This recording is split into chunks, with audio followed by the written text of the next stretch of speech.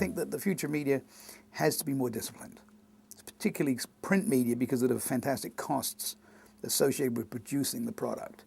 So the more something costs, the more focused you have to be, bottom line. And I remain ever more optimistic, because part of what's happening right now is Darwinian, and a lot of magazines that really shouldn't be on the shelves are going away.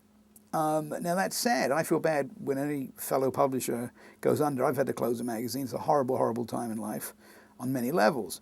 But there are a lot of wannabe and carbon copy publications that are not actually, making a difference and in fact justifying their price. Secondly, the publishing business has notoriously underpriced itself. It sells its advertising and its copies for less than it costs to produce the magazine or run the company. That obviously has to change, and is changing whether people like it or not every hour of the day.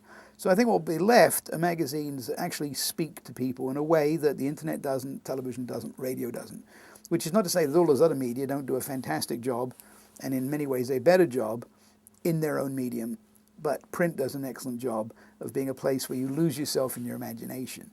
And a magazine that understands its audience, as I said earlier, will, I think, continue to prosper once it becomes very focused, very disciplined in how it runs its business.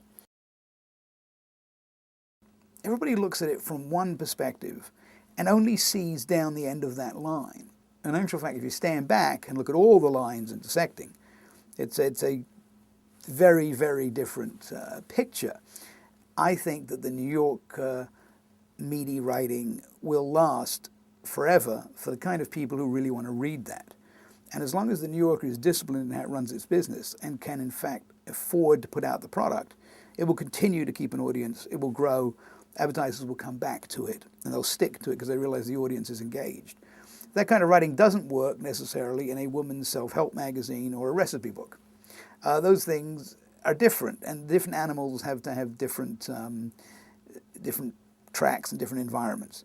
You've got to know what your audience wants. If you're a music magazine, you're not also a medical magazine. And if you're a science magazine, you are partly a medical magazine.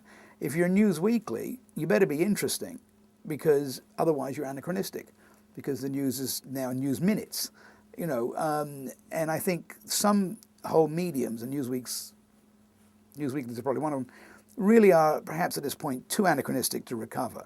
That was also Darwinian. Things change. Life magazine went away because we saw those pictures on television. It was no longer unique. But I don't think it's one flat line in any respect. I don't think fashion magazines are the only ones that exist. No, I think good fashion magazines will continue to exist for an audience that's eager for that.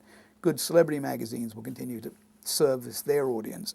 And bad celebrity magazines, like OK, for instance, sorry to label one, will go away.